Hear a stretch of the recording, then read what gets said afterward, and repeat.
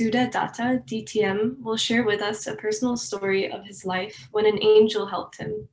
Sudha is a distinguished toastmaster and has taken many leadership roles over the past 16 years in Toastmasters. He worked as head of operations for a large investment firm based in Abu Dhabi for over 20 years and has lived and worked in various countries. He is currently serving various community organizations in Ontario in their board as board member. He enjoys public speaking and motivating others. With the speech entitled, "Have You Seen an Angel?"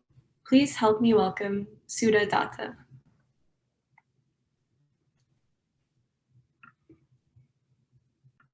Thank you for the great introduction. Fellow members of H2O Network, I'm really delighted to be with you this evening. Good evening to you all. May I ask you a question? Have you seen an angel? Many of us believe that angels are invisible and they live in heaven somewhere up in the sky. And they come down to the earth whenever we need them or whenever we are in need of help. Almost all the religions of the world made references to existence of angels. However, I'm not going to tell you about religion and existence of angels, what religion refers to. I'm talking about an angel I met in my life. Let me take you 50 years back. Many of you were not probably born at that time because all of you are young and much younger than me, imagine. Let me take you 50 years back to a remote village far away from the city of Calcutta, a city in the eastern part of India. And some of you probably know that city is quite famous. There was a movie about that city called City of Joy. Till a few years back, that village didn't have electricity. It's in the remotest corner of India. Didn't have electricity. So at night, the whole village would sink into a primitive darkness. But up in the sky will light up with shining stars, clear sky with a lot of stars. A boy named Raja would look at the sky and he will dream of angels because his grandmother told him stories about angels, how they come to the earth, how they help people. So he will go into imagination and he will be lost in his dream. Daily routine of school wouldn't interest him at all. He failed in school continuously 3 years. His father was a simple school teacher. One day he poured all his frustration on Raja and beat him mercilessly. Now, many of you are born in Canada and you know that physical abuse is not allowed in Canada. But in those days, 50 years ago, and in India, that physical beating was completely norm. And parents used to beat their children. So I'm just putting this in context. The boy Raja felt unwanted, unloved, dejected. So he left home without telling anyone. He felt so unwanted that he wanted to end his life. He went to the next railway station, but when the train was approaching, he felt too scared to kill himself in front of the train.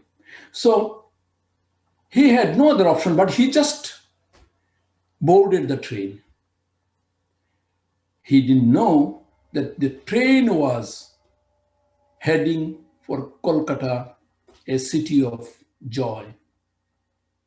In the city of millions, a 13-year boy, Raja, felt hopeless, helpless, and penniless. He slept on the street, begged food from people. On third day, Raja met Anita, a school teacher. Anita lost her parents and her younger brother in an accident few years back. Anita suddenly felt presence of her younger brother in Raja.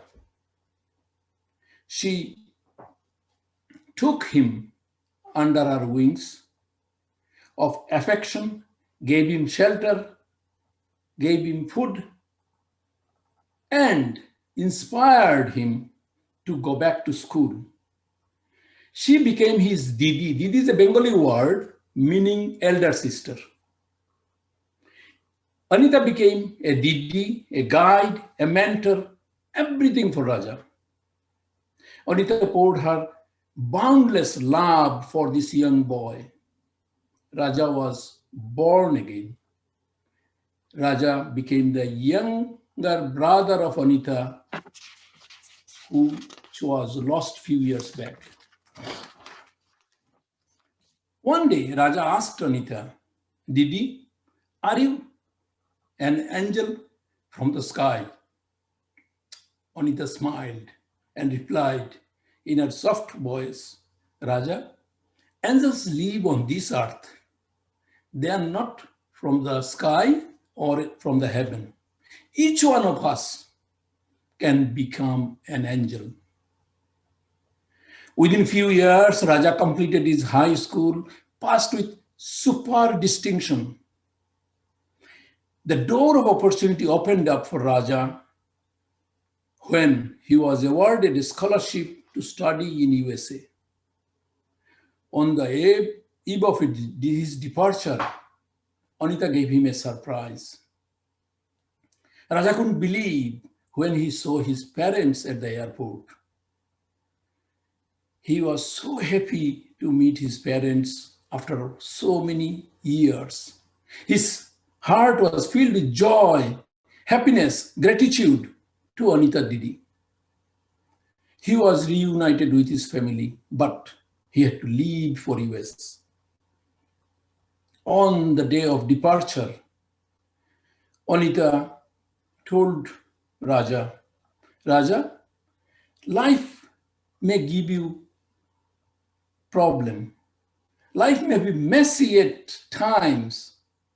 If you fall down, remember to get up, clean up your mess, and walk again.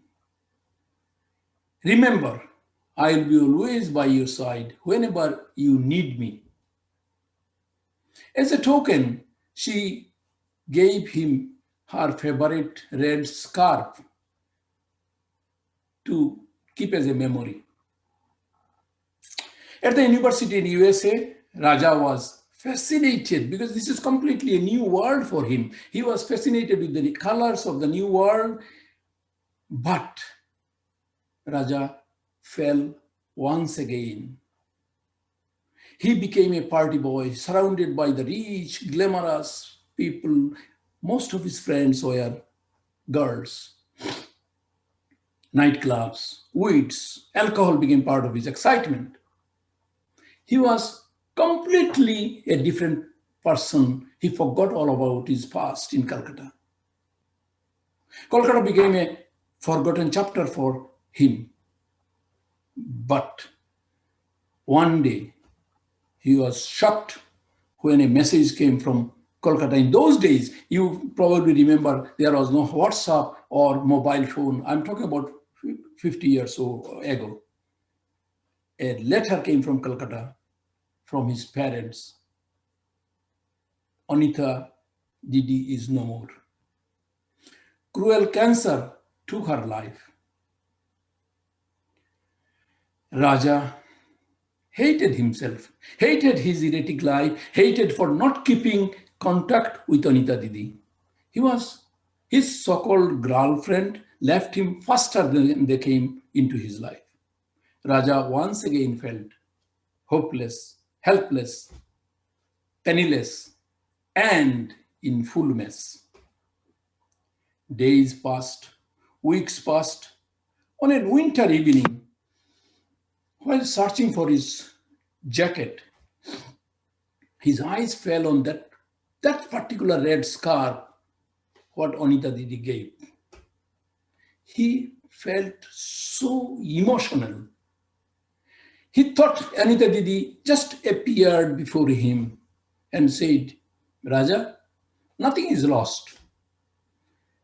You are in a mess, but you still can clean up your mess and move forward. Tears of repentance rolled down. Raja couldn't stop crying the whole night. He felt the presence of Anita Didi with him and remember her soothing words.